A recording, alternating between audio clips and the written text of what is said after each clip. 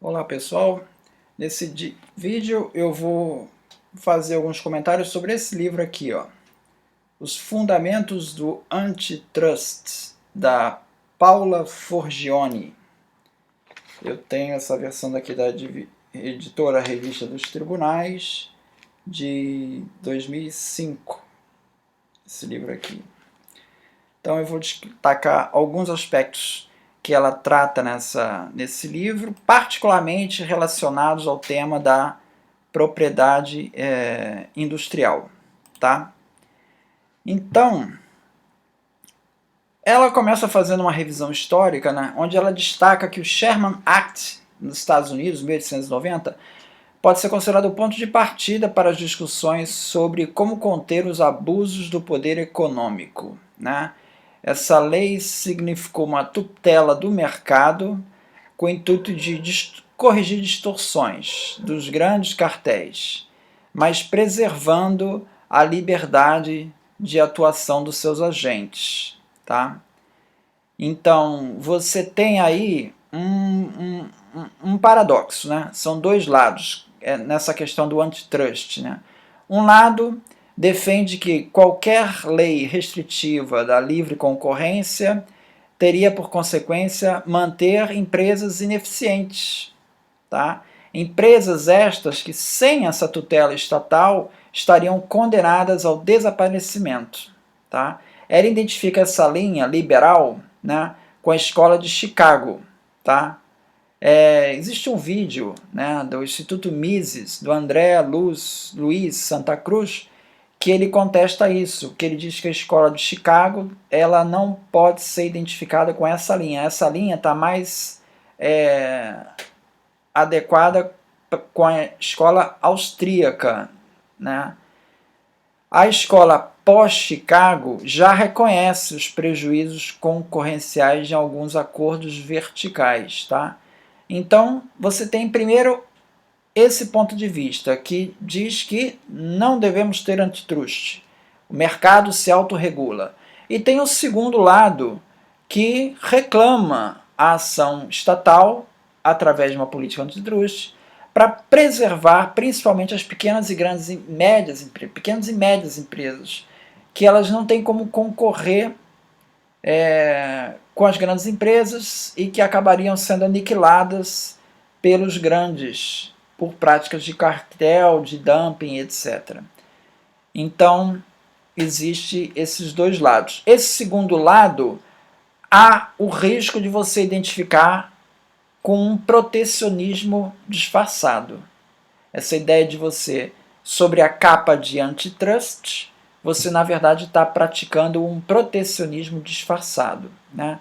Então esse dilema vai ser uma constante na história aí do antitrust.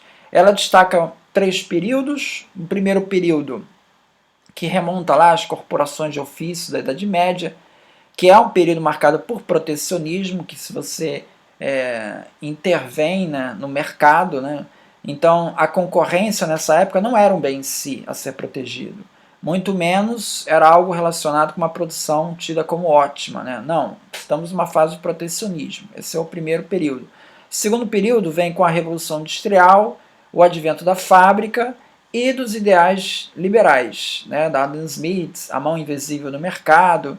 Então a ideia de que o Estado ele não deve intervir no mercado. Tá? O Estado era um mero árbitro de conflitos.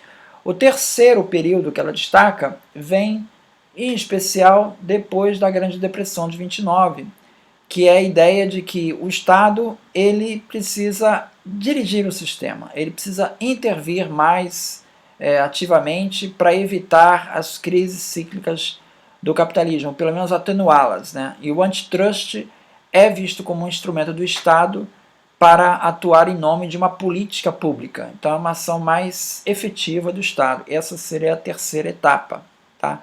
No Brasil, o antitrust, primeira referência legal vai aparecer no Decreto-Lei 869 de 1938, com base no artigo 141 da Constituição de 37. Tá? Ele não nasce como um elo lógico de ligação entre o liberalismo econômico e a defesa da concorrência, tá? como foi nos Estados Unidos. Ele nasce como um meio de repressão ao abuso do poder econômico em defesa dos direitos do consumidor. Então veja, a ênfase está muito mais em garantir os direitos do consumidor do que propriamente a liberdade de concorrência. Tá?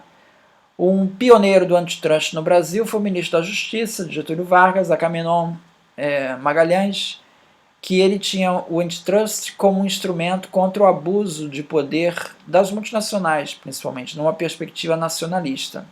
Ele costuma citar muito o exemplo de Demiro Gouveia, um nordestino industrial na área de têxtil, né, que ele foi destruído pela Machine Cotton em concorrência desleal. O Agamenon Magalhães ele foi autor da Lei 7666 de 1945, conhecido como Lei Himalaia, e a Constituição de 46 já traz o artigo 148, pela primeira vez de forma expressa, o princípio da repressão ao abuso do poder econômico. Só que até 62 não havia ainda um diploma legal que regulamentasse a repressão ao abuso do poder econômico. Então, na prática, as coisas ainda não eram muito efetivas, né? Isso só veio ocorrer com a Lei 4.137 de 1962, quando foi criado o CAD. Na fundamentação apresentada por Agamenon Magalhães, foi um processo longo isso, né? No Congresso. Nos debates do Congresso que antecederam a lei, ele trouxe inúmeros exemplos de abusos de patentes, tá? Marcando essa questão associada ao abuso do poder econômico. Existe um livro aqui do Warren Dean, A Industrialização de São Paulo, que ele mostra a ação de um importador chamado Max Naegeli, que ele depositou patentes de anilinas já conhecidas lá fora e ganhou essas patentes aqui no Brasil, porque não havia exame das patentes. E mais tarde ele fez o mesmo com o Rayon. Tá? A patente da anilina ainda foi anulada posteriormente. Da do Rayon não. Ele conseguiu inclusive licenciar para Matarazzo durante anos. Tá? E isso é um exemplo de como o sistema de patentes pode ser usado para práticas desleais. A Forgiani ela destaca, né, na página 340, que esse exemplo daí tratou muito mais de uma irregularidade na concessão da patente, que não devia ter sido concedida por falta de novidade, do que propriamente um exemplo de abuso de poder econômico de uma patente válida. Né? Até 1975, apenas 11 processos haviam sido julgados no CAD, e em apenas uma a prática foi considerada abuso de poder econômico. Tá? E na Constituição de 88, ela prevê também a repressão ao abuso ao poder econômico, que visa a dominação dos mercados e a eliminação da concorrência, que é um princípio previsto no artigo 173. Em atenção ao princípio da livre concorrência, que está no artigo 170, e o princípio da defesa do consumidor, no mesmo artigo. A abertura econômica, que é a Lei 8.158 de 1991, criou o SNDE, Secretaria Nacional de Direito Econômico, que passou a dar suporte ao CAD nas decisões e aumentou sensivelmente a qualidade técnica das decisões do CAD. Em 1992, o CAD acabou sufocado pelo governo. A Lei de 8.884 de 1994 criou o Sistema Brasileiro de Defesa da Concorrência, o SBDC, que é composto pelo CAD e pela Secretaria de Acompanhamento Econômico do Ministério da Fazenda e pela Secretaria de Direito Econômico do Ministério da Justiça. Desde então, o CAD deixou de ter uma atuação pontual, tá, que acontecia, às vezes o CAD agia em determinada situação e depois passava muito tempo sem ser efetivo. E passou a ter uma atuação mais contínua, tá? Sendo que as ações do CAD têm se pautado muito mais para análise de atos de concentração do que propriamente investigação de condutas de abuso de poder econômico ou de posição dominante. Tá? A Paula Forgiani faz questão de dizer que existem algumas exceções, algumas válvulas de escape, que ela chama, né? Que para a aplicação do direito antitrust. Uma delas é o que ela chama de regra da razão, ou seja, em princípio qualquer prática que restringisse, ainda que minimamente o comércio, era considerado ilícito pelo Sherman Act, qualquer prática. Esse critério passou a ser ponderado pela regra da razão. Apenas os acordos que levam a uma restrição não razoável do comércio é que são considerados irregulares, conforme a decisão do Supremo Court no Standard Oil versus United States em 1911. Outra exceção: é permitido a isenção da lei antitrust para setores especiais, tendo em vista o interesse público. Por exemplo, o Sherman Act condena práticas anticoncorrenciais, mas não políticas públicas. Tá? Outro exemplo: o antitrust não considera ilícito influenciar o governo para que ele adote medidas de restrição à concorrência. Não é ilícito isso. É a chamada doutrina Noer. Então, outras flexibilidades, elas estão na interpretação dos casos de abuso. Né? Para definir abuso de posição dominante, vai ser fundamental o conceito de mercado relevante. O que é o mercado relevante? Esse é um conceito elástico, que sendo fundamental para caracterizar a restrição à concorrência. O conceito de barreira de entrada impacta na definição de mercado relevante. Então, marcas e patentes poderão ter relevância na determinação desse mercado relevante. Então, exemplo, você tem decisões do CAD que distinguem os mercados relevantes de peças para máquinas registradoras e de máquinas registradoras. Mercado para colas para papel em bastão não integram o mesmo mercado de colas líquidas. Então ele destaca que são setores diferentes. Né? Aí, um comentário que eu faço aqui. Podemos dizer que existe um paralelo para o conceito de área tecnológica na definição de técnico do assunto em patente, com esse conceito de mercado relevante antitrust?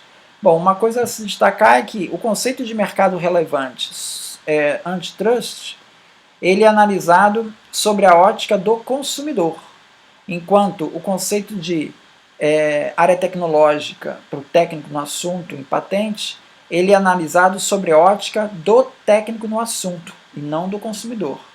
Então, há a diferença entre os dois conceitos. Bom, tendo em vista tais válvulas de escape, concluímos que nem toda restrição à livre concorrência ou à livre iniciativa é domínio de mercado ou abuso de posição dominante.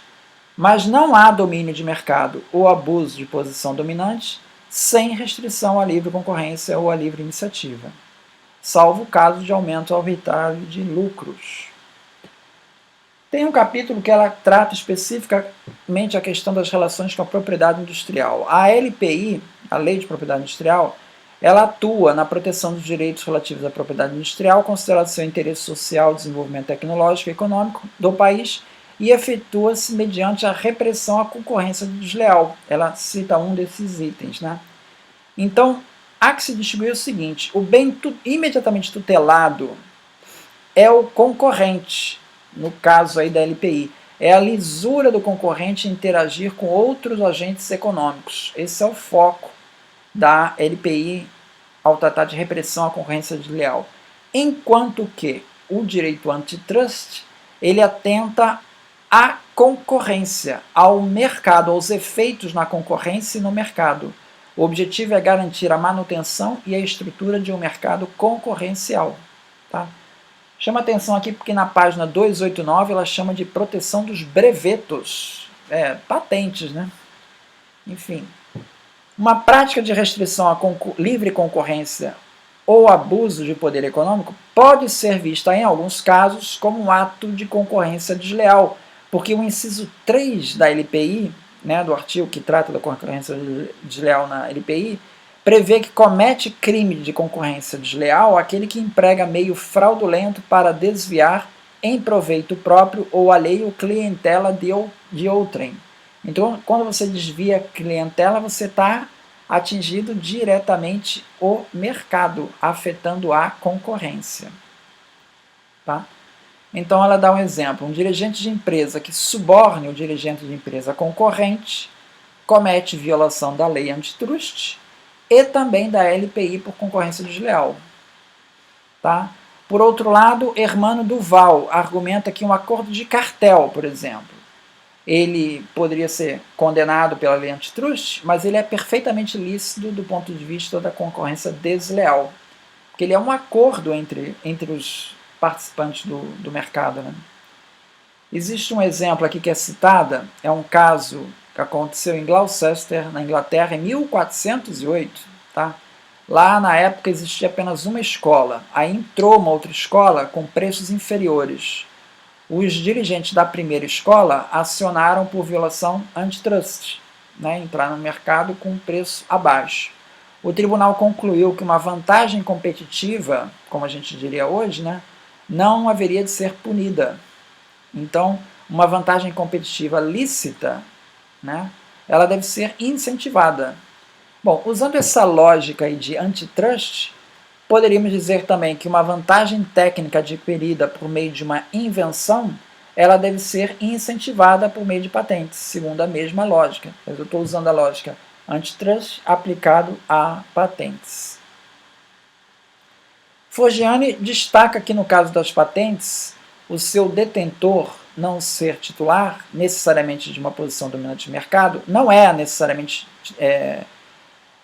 detentor de uma posição dominante no mercado, uma vez que o seu produto pode ser intercambiável com outro, que satisfaça as mesmas necessidades do consumidor. Nesse caso, havendo concorrência suficiente para determinar a dependência do comportamento do titular, não há que se falar em posição dominante. Então, patente não significa exercer posição dominante, não necessariamente. Forgione expõe a teoria da alavancagem, pela qual a posição dominante do mercado de um produto principal auxilia a conquista de uma posição dominante no mercado do produto secundário, do produto imposto.